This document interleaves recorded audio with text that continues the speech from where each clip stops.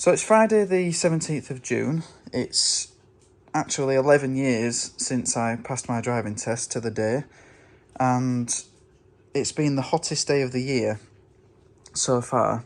So rather relevantly, I'm going to be removing the aircon compressor on the V70. Now, I would have liked to get a brand new part, however the one that I want is on back order, and I want to sort my aircon out before driving to Goodwood next Wednesday.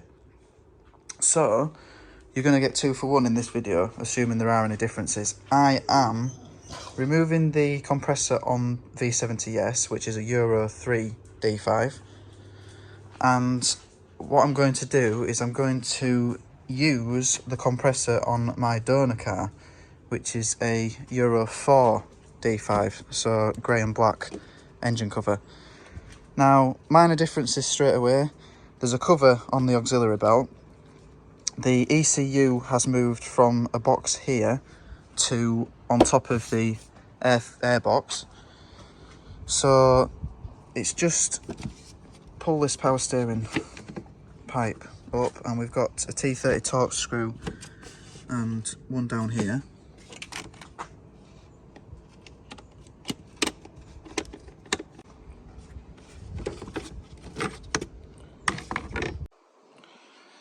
And what we've got, regardless of the year, is this is the auxiliary belt tensioner, and we need to remove the auxiliary belt by sticking a T60 Torx in there, loosening the belt and just pulling it over one of the pulleys. I've got the cars jacked up nice and high. You've got a decent jacking point, which is the front subframe right in the centre, and then use some good quality axle stands. So exactly the same on both models. We need to turn the tensioner clockwise, which will give us enough slack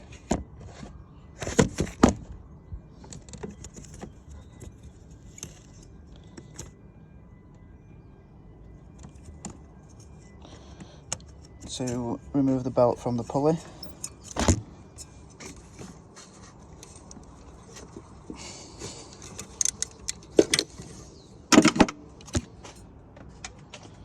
And obviously make a note of the route that the belt takes, because when you're putting it back on it can be hard to remember.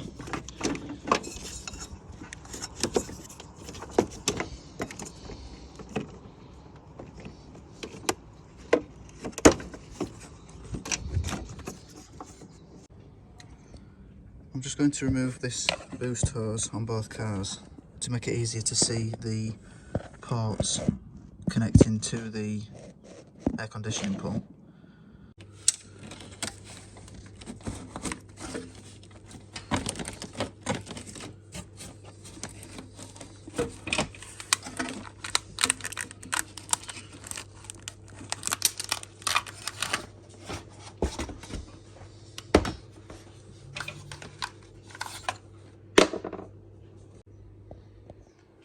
It's a slightly different pipe on the Euro 3, and the only difference that I've noticed with the connections are these bolts here are 12mm, whereas on the Euro 4 they are 10mm. If you short space on the Euro 3 for removing the auxiliary belt, remove the cover to the ECU box,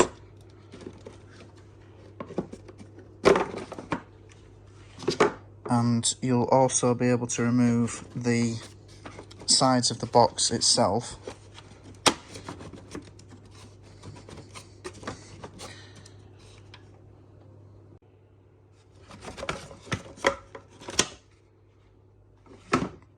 And this will give a bit more room to get down to the tensioner. Now, if your car aircon is currently working, then you'll obviously have to have the aircon gas evacuated by a professional with a suitable machine. Mine has already been evacuated because I've just done the heater matrix on this car.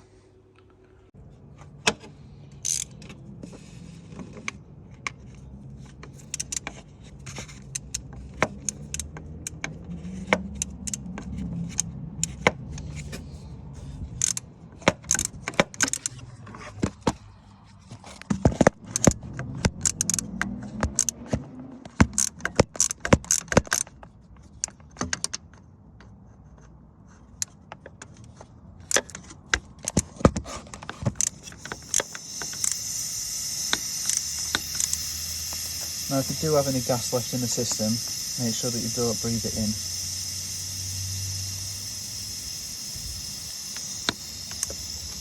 The system has been evacuated.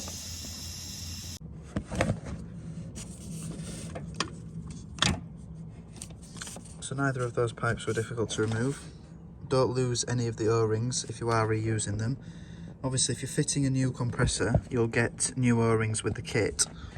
As I am basically transplanting this lower mileage compressor to my other car, I'm going to reuse the O-rings, assuming they're in good enough condition, and I will most likely fit a new compressor at a later date.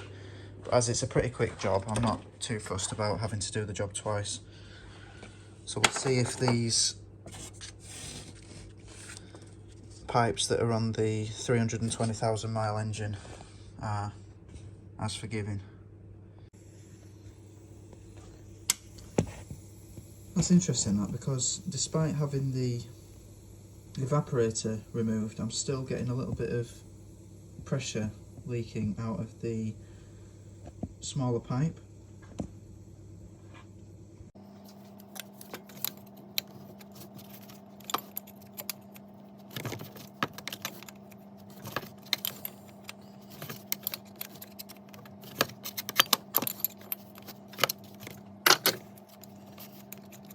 That's how loose they were on the newer car, but the rear one has been a bit more difficult.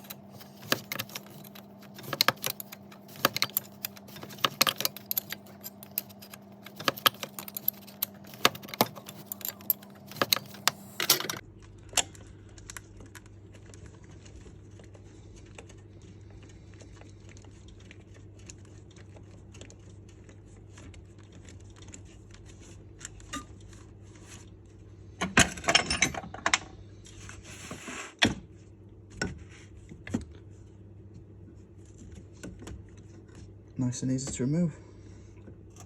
Amazing.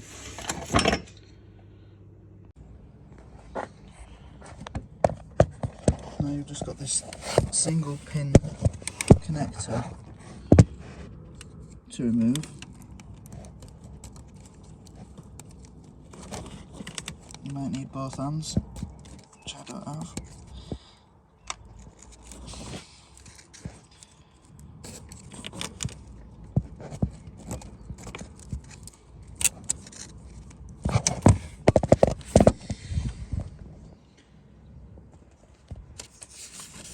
So I've just disconnected the only connector on there. So once again, exactly the same on both cars. We've got the same connector. The only difference that we have are the 4 bolts we need to remove in order to remove the pump completely. 12mm on the Euro 3 engine and 10mm on the Euro 4. So I've got the compressor removed from the Euro 4. Now, depending on how I've edited the video, whether I'll have told you to remove the under tray, it doesn't need removing. We do need the car jacked up, and we need to remove this plastic panel that would be here, which is missing on this car. I've pulled the aircon pump out of this hole here, so I'll show you on the Euro 3 exactly what needs to be removed. It doesn't look like there's enough room here to bring the aircon pump up from the top, which is a shame because the whole job has been done from above the car so far. It's just the removal that needs to be out through the front corner. So as you can see, I've still got the aircon pump in position on the Euro 3, and I can't fit it up and out of the top. So what I need to do is remove this plastic panel at the front of the underneath of the car, and it looks like there's just a 10mm bolt on each side, and then it just clips into the bumper.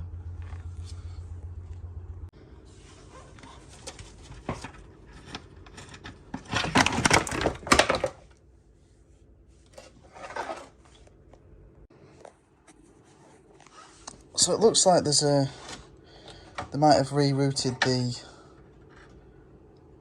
wiring harness on the later model, and also I'm noticing that there's a dryer on the side of the condenser on the Euro 3, which I wasn't expecting. There doesn't appear to be one on the Euro 4, but what we need to do is pull the aircon pump out of this gap here, which isn't as big on this one.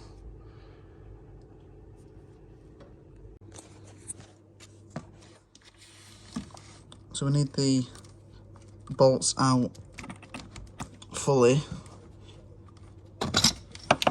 to allow us enough room to squeeze the pump through.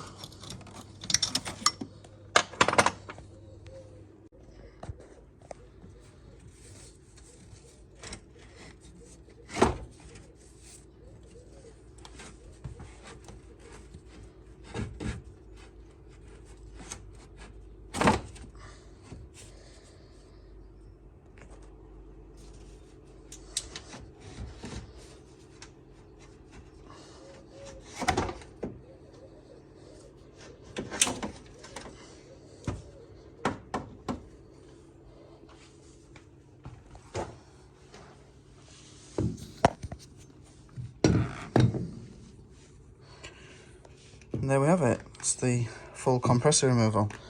So obviously refitting is the reversal of removal.